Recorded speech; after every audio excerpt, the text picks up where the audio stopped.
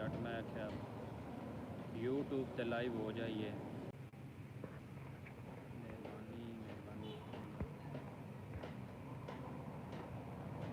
दारैन का सुल्तान हुसैन इब्ने अली है, एक बोलता कुरान हुसैन इब्ने अली है। माना के मुसलमान की पहचान है कलमा, पर कलमे का नेगबान हुसैन इब्ने अली है।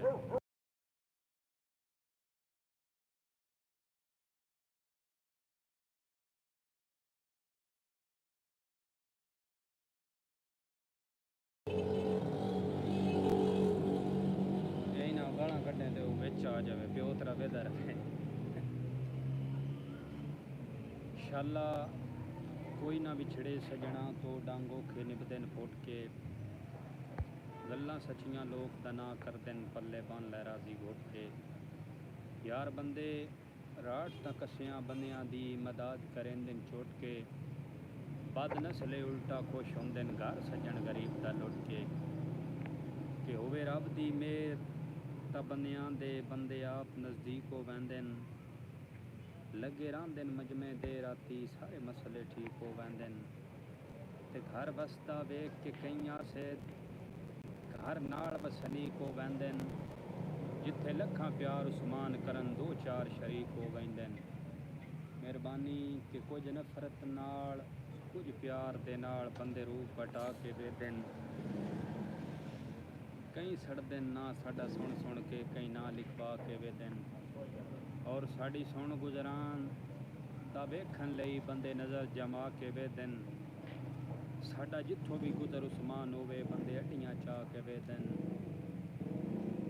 होवे रब दी मेहर तां बंदियां दे बंदे आप नज़दीक हो वैंदन, लगे रहांदन मजमे दे राती सारे मसले ठीक हो वैंदन। ते घर वसदा वेख के कई आसे घर नाल वसनीक हो वैंदन, यार जिथे लखां प्यार उस्मान करन दो चार शरीक हो वैंदन। मेहरबानी शुक्रिया सारे बिरा वीडियो नूं शेयर कर दिवे ते लाइक लाजमी करे। तो तेरा जी 2-3 मिनट अस लाइव कर लिए सन आई दी भी बहु है। शुक्रिया भले सुना कि आज गोंदोलन मिठिया सुनाओ। लाइव थोड़ी थोड़ी शेयर कर दियो। मिनट थले कमेंट करो ना जेड़ा जेड़ा बिरा बैठा, ताकि मैंने पता लगे। एक बार लाइव नू लाइक करो ना, मैंने पता लग जाए केड़ा केड़ा बिरा बैठा। Welcome to live chat your privacy and खलो जो मैं एक बार कमेंट ऑन कर लवां। रविया इत्थे ही मैंने रख साडा एक बिरा है, इस जनाब फुल सन गिफ्ट किया है।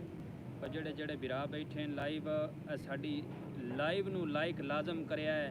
हुण मैंने कमेंट कोई नहीं दिसदे पे केड़ा केड़ा बिरा बैठो है ते केड़ा केड़ा भाई बैठो।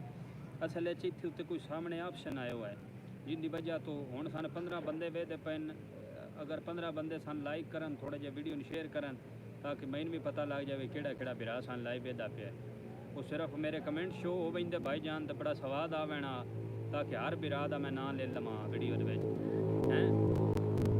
लाइव शेयर लाजमी कर दिए है ना, नहीं तो 5 मिनट तक मैं वेदा जो सही लाइव चलती है तो मोड़ इंशाल्लाह फिर मैं लाइव आ जासा। ठीक हो गया भावा वीडियो शेयर कर दिया।